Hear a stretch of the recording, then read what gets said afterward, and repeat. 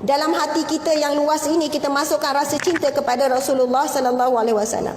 Sebut pasal cinta ni jangan main-main. Hanya kerana cinta saja itu boleh menyebabkan kita jumpa Rasulullah dan masuk syurga bersama Rasulullah. Sebab cinta je. Ada satu ketika seorang Arab Badui datang jumpa Rasulullah. Ya Rasulullah. Arab Badui kan datang jumpa Rasulullah. Ya Rasulullah, aku nak tanya ni, Arab Badui ni siapa? Orang asli lah. Kalau kita orang asli ni dia kasar sikit, dia kurang adab sikit sebab dia tak berpelajaran. Jadi dia kalau dia jumpa Rasulullah, dia terus tanya, ya Rasulullah, bila kiamat? Kalau bahasa kita kiamat ni bila Nabi Muhammad, ya Nabi Allah, bila kiamat? Engkau duk cerita pasal kiamat, ayat Quran banyak mana pasal kiamat, hadis Nabi banyak mana pasal kiamat. Yang duk cakap-cakap pasal kiamat ni, bilanya kiamat? Dia tanya. Nabi kan walaupun ditanya soalan macam tu, kalau saya lah ditanya, Ustazah kiamat bila? Macam tu kan. Ada tanya soalan macam ni. Mana saya tahu? Betul kan? Rasulullah pun tak tahu. Jadi Rasulullah jawab apa? Rasulullah jawab balik dengan soalan. Apakah persiapan kamu untuk bertemu dengan kiamat? Kamu dah bersedia ke? Kamu buat persiapan apa? Arab Badui ni jawab, ya Rasulullah, aku tak ada apa-apa ya Rasulullah. Melainkan dalam hatiku ada rasa cinta kepadamu ya Rasulullah. Ada rasa cinta kepadamu. Tahu tak apa jawapan Rasulullah? Anta ma'aman ahbabta. Anta ma'aman ahbabta. Kamu akan bersama dengan orang yang kamu cinta.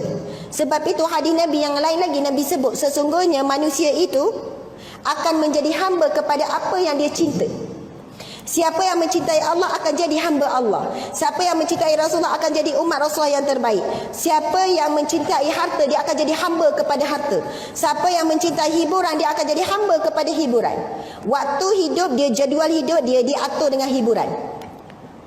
Wan ni pukul 2 jangan ganggu. Ni waktu Wan tengok TV drama Wan pukul 2 hingga 3. Pukul 6 lagi sekali. Lepas tu lepas maghrib pukul 8 hingga pukul 9 Wan tengok berita dengan Datuk. Masa ni jangan kacau. Lepas tu Wan tengok sambungan drama sebab pagi tadi tak sempat, diulang balik malam nanti. Ada orang hidup dia diaturkan jadualnya, dia jadi hamba kepada hiburan. Sepatutnya Allah dah sedia jadual lama. Jadual hidup kita sebenarnya diatur oleh solat. Pagi sampai Zuhur Wan nak buat ni. Zuhur sampai asar nak buat ni. Asar sampai maghrib nak buat ni. Maghrib. Subhanallah, sebenarnya aturan hidup kita Allah dah buat cantik sangat. Setiap perubahan waktu solat berlaku perubahan secara fizikal, emosi, semua akan berubah sama. Sebab ketika itu alam berubah warna mengikut waktu solat. Tolong carilah maklumat ni dalam internet banyak. Pakar kaji alam mengkaji apabila setiap kali berlaku perubahan waktu solat, azan berkumandang pada tempat-tempat itu, alam juga mengeluarkan warna energi yang sangat hebat. Kalau subuh tu warna biru muda. Kalau duha tu warna hijau. Hijau ni memang frekuensi dia adalah rezeki. Lepas tu pergi kepada waktu Zuhur, alam bertukar menjadi warna kuning. Energi yang dikeluarkan sangat power untuk keceriaan. Walaupun sedih tapi dia tetap bahagia, dia tak ceria. Energi tu mesti diambil seawal waktu solat. Sebab energi ini akan berkurang sebab nak masuk energi lain pula. Sebab itu kalau kita tengok orang Cina kan, dia ada buat apa tu, tai chi pagi-pagi subuh tu kan. Kalau kita tengok pergerakan dia tu tak ada berpeluhnya. Macam ni macam tu, macam ni. Dia ada lagu dia tu. Saya pernah belajar juga, saya belajar pasal buah. Dia buat macam mana, dia buat macam ni. Dia kata, sebiji buah tembikai diletak di atas meja. Dia ada lagu dia semua. Dia ada tu, mentera-mentera dia. Ambil pisau. Belah. Ambil pisau. Belah. Kan dia bergerak macam tu. Ini sebab saya bunyi suara. Tapi dia tak, dia feel je. Kalau saya tak sebut.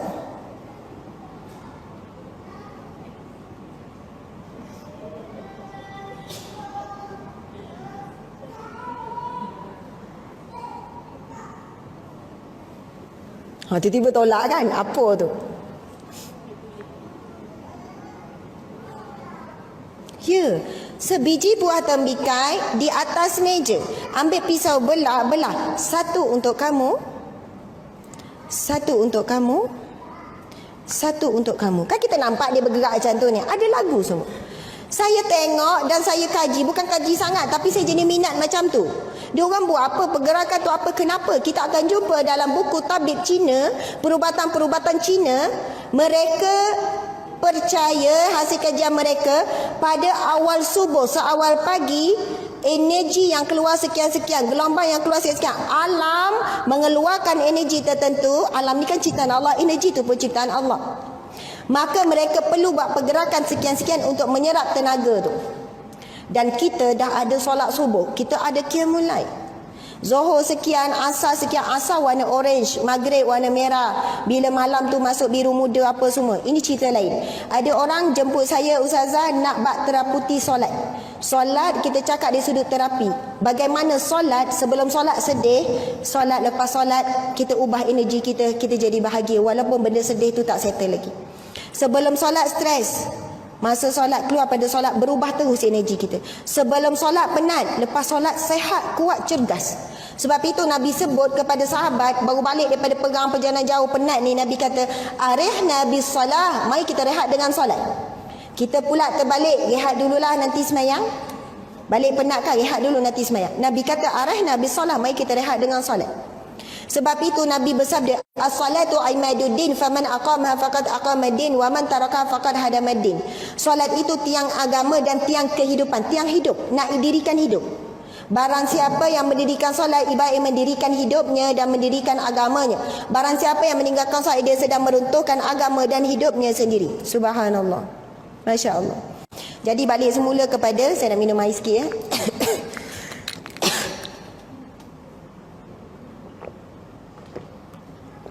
Tak apa dik, tak apa. Sempat. Okey. Jadi nak sebutnya, nak sebut apa? Saya nak sebut dulu, saya sakit tekak. Perasan tak suara saya? Saya tekan suara. Sebab tu minta maaf saya berdiri. Kalau duduk lagi tenggelam. Lepas tu dari seluruh ni pun tinggi ni. Tenggelam, tak nampak ustazah kan? Jadi, saya ni suara memang lain ni. Suara sebenar lagi sedap sebenarnya. Macam tu. Kalau tak lagi kuat suaranya. Memang kalau bercakap tu macam ditekan-tekan suara, baru rasa semangat, rasa bersungguh tu. Tapi serak pun nak juga ditekan. Sebelum ceramah batuk tak henti, nanti balik sudah ceramah ni, time ceramah elok tak batuk. Alhamdulillah. Allah ya salam, yang maha menyembuhkan. Allah ya qawi, ya aziz, ya matin. Allah yang maha kuat, yang maha perkasa, yang maha teguh. Saya kan selalu orang tanya, ustazah tak penat ke ceramah pagi petang, pergi sana pergi sini jauh, anak ramai sekian-sekian. Saya nak jawab soalan ni, dah ramai sangat orang tanya, tapi saya tak jawab. Saya tak ada apa-apa. Kalau orang tanya ustazah, macam mana ustazah uruskan rumah tangga? Sebenarnya rumah tangga saya pun tak terurus. Maksudnya saya sendiri tak terurus. Kita tak mampu nak menguruskan rumah tangga kita. Yang menguruskan rumah tangga kita siapa? Allah. Allah apa? Nama Allah ya barik. Allah yang maha mengurus. Allah ya barik. Saya nak share satu ni je. Kalau ibu-ibu tak dapat apa-apa ceramah hari ni, yang dengar ke suami ke isteri ke, kalau kita rasa kita yang menguruskan rumah tangga kita, kita uruskan anak cucu kita, uruskan tangan kaki kita sangat terhad, kita tak mampu urus. Tapi kalau kita serah kepada Allah, Allah maha berkuasa, cara Allah urus sangat sempurna, sangat bijaksana. Setiap pagi lepas subuh ataupun sebelum subuh, terlupalah lepas subuh, bila-bilalah asal awal pagi ibu-ibu sekalian, amalkan zikir Allah ya barik. Ba alif ra ya hamzah, barik. Allah ya barik. Maksudnya ini nama Allah Asmaul Husna ni, ya barik ni. Ya barik maksud dia Allah yang maha mengurus, Allah yang maha mentadbir, Allah yang maha mengatur. Ulang 40 kali. Allahumma tu depan je, lepas tu ya barik, ya barik, ya barik, ya barik, ya barik, ya barik, ya barik, ya barik, ya barik, ya barik, ya barik, ya barik, sampai 40 kali. Kita tutup dengan doa, ya Allah, aku serahkan hidupku, anak-anakku, suamiku dan seluruh kehidupanku untuk diaturkan olehmu ya Allah, untuk diuruskan olehmu ya Allah. Kita buat penyerahan tu pagi-pagi hari, ya Allah. Lepas tu bukan kita duduk diam tunggu semua diuruskan, tidak.